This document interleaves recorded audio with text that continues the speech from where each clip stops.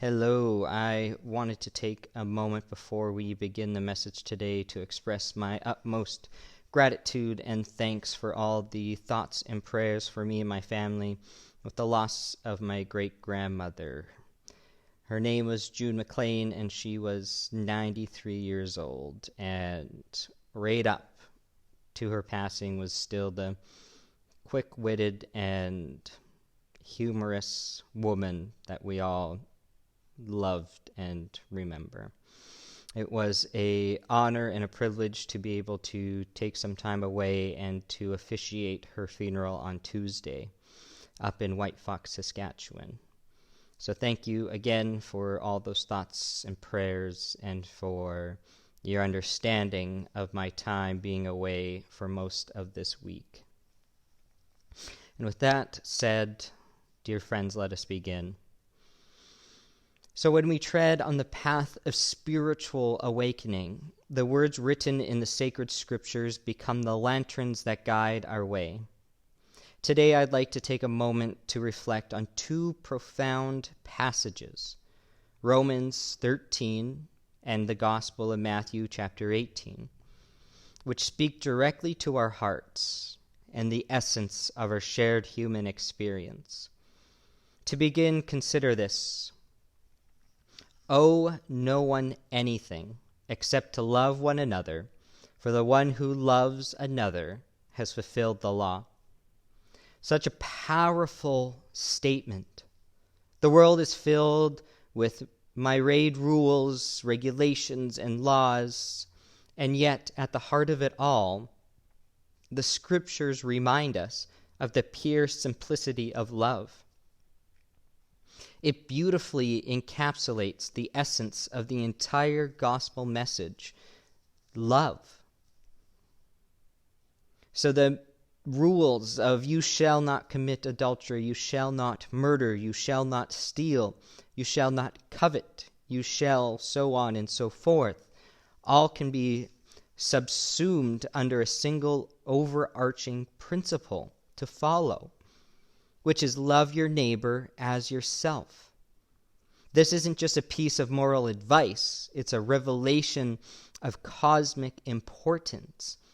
It's what we hang everything on as Christians and yet fall short of.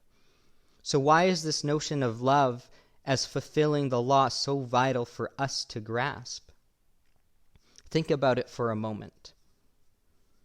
If our actions and intentions stem from genuine love, we automatically fall in line with all the other commandments.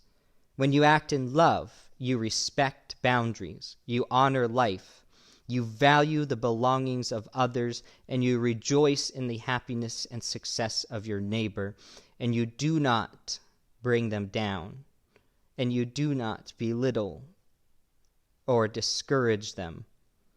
All in the name of love. Because love in its purest form becomes an antidote to envy, to hate, to malice. This simple yet profound truth is echoed across religions, cultures, and traditions. Love is the law's fulfillment. Now you might wonder what happens when conflicts arise, when misunderstandings tarnish relationships. This brings us to the wisdom of Matthew chapter 18. The passage beautifully lays out a framework for resolving conflicts in a community grounded in love and understanding. It reminds us that even in our imperfections and disagreements, love should be the guiding force, encouraging open communication, mutual respect, and collective wisdom. When our brother or sister, our non-binary friends, those who are other, we are called upon to speak to them privately, heart to heart, letting love be that bridge that spans the gap of misunderstanding. If they listen, we've guided our kin, our friends, our love, our relations back And isn't that a beautiful thing? The emphasis isn't on judgment, but on redemption, on healing relationships, rather than breaking them. But what if, despite our best efforts, they refuse to listen? Even then, we are encouraged to take one or two others along, ensuring a fair and balanced perspective, always with the goal of reconciliation in mind. And in cases where the community's collective wisdom is needed, it is to be sought not as a means of ostracizing, but as an attempt to heal, to restore, and to uplift. So where 2 or 3 are gathered in my name, I am there among them.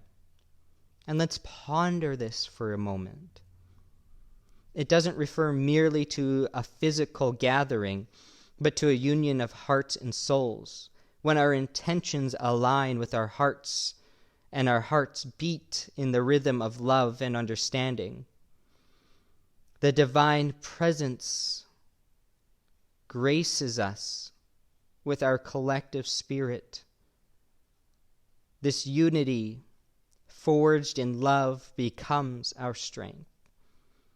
It's truly humbling and awe-inspiring to think that the entire gospel, the good news that has transformed millions of lives and continues to inspire, can be distilled into the singular, radiant truth: love. Love is not just a sentiment, it's an action, it's a choice, it's a way of life. It challenges us daily, pushes us to rise above our best instincts to embrace the divine within and around us. Perhaps you've experienced moments when acting in love seemed almost impossible. Maybe you were hurt, betrayed, or disappointed.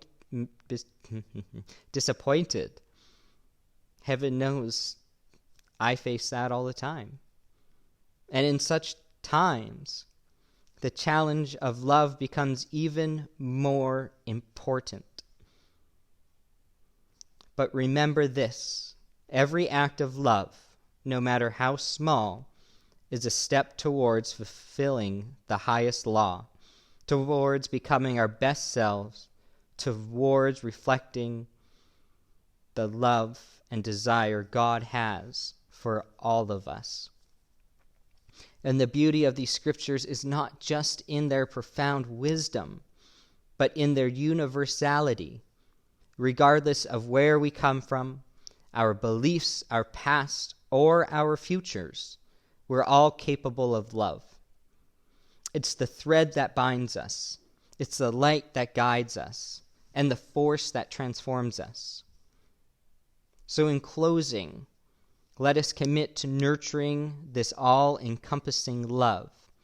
Let it be the compass that guides our actions, the balm that heals the wounds, and the force that propels our world forward.